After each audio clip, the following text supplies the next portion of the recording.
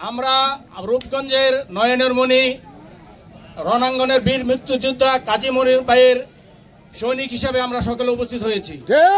আমরা কিভাবে আগামী দিনে মনির ভাইয়ের হাতকে শক্ত করা যায় এবং কাঁধে কাঁধ মিলিয়ে হাতে হাত রেখে আমরা যেন চলতে পারি। আমাদের এই জাতীয়তাবাদী দলের প্রত্যেকটা সদস্য এবং নেতৃবর্গ যারা আছে সবাই খুবই আনন্দিত।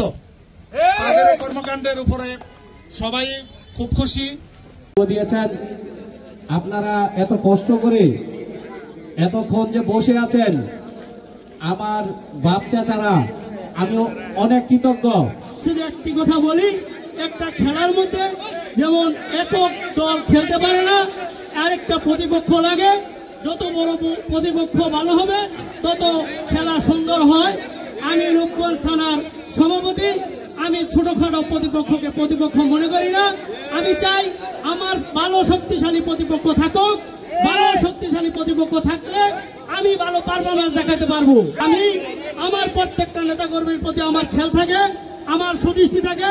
আমি এখানে দাঁড়াইয়া আমার ইউনিয়ন থেকে বিভিন্ন ইউনিয়নের যারা কৃষক দলের কর্মী, যারা কৃষক দলের প্রোগ্রাম করেন, আমি সবাইকে আমি নাম ধরে বলতে পারবো।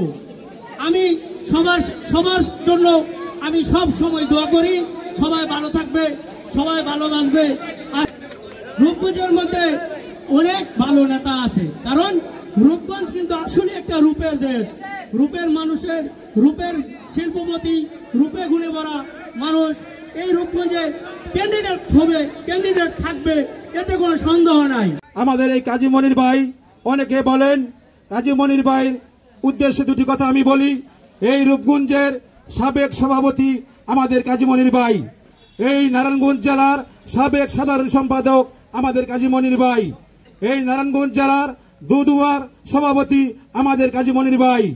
সংগ্রামী ভাই বন্ধুরা, আর আপনারা জানেন সাবেক বিজিএম এর সভাপতি কাজী মনির ভাই আবার 5ই আগস্টের পর আবার তিনি পুনরায় বিজিএম এর সভাপতি দায়িত্ব পালন করেছেন। সংগ্রামী ভাই ও বন্ধুরা, আপনারা আরো জানেন 2008 সালে 2018 সালে কাজী মনির ভাই নারায়ণগঞ্জ 1 আসন থেকে নির্বাচন করেছেন। ইনশাআল্লাহ আপনারা দোয়া করবেন এই 2026 সালে কাজী মনির ভাই এই রূপগঞ্জ থেকে মনোনয়ন পাবে ইনশাআল্লাহ। আপনারা দেখেছেন যে আওয়ামী লীগের আমলে একজন থানা লেভেলের আওয়ামী লীগের নেতাও চিকিৎসার জন্য ইউরোপে চলে গেছেন, এশিয়ার বড় বড় হাসপাতালে চলে গেছেন, কোটি কোটি টাকা খরচ করে চিকিৎসা নিয়েছেন, যেটা আমাদের নেত্রী, আপসীন নেত্রী ভাগ্যে জুটে নাই।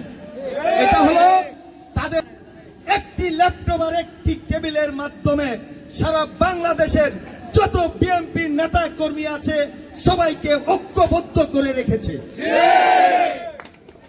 তারেক রহমান আর বাংলাদেশে তারেক রহমানের জন্য হবে না। আজকে যিনি দুঃসময়ে আমাদেরকে দূর দেশে বসে যেভাবে একটি ছাতার নিচে আমাদের রেখেছে,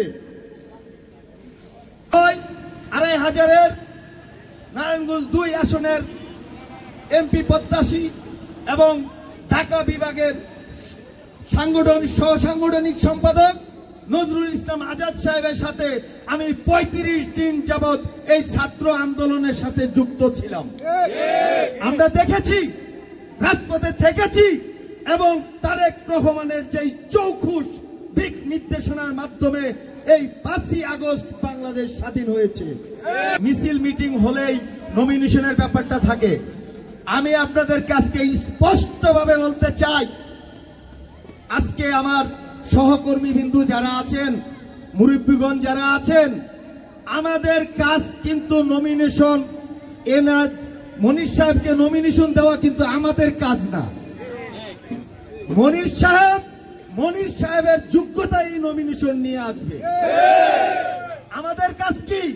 আমাদের কাজ হলো আমরা বাড়ি বাড়িতে যাব, আমাদের মা বোনদের কাছে যাব, প্রান্তিক কৃষকদের কাছে যাব, আমরা ভোট কিভাবে সংরক্ষণ করা যায়, ভোট কিভাবে বাড়ানো যায়, এই কাজ হইল আমাদের। এই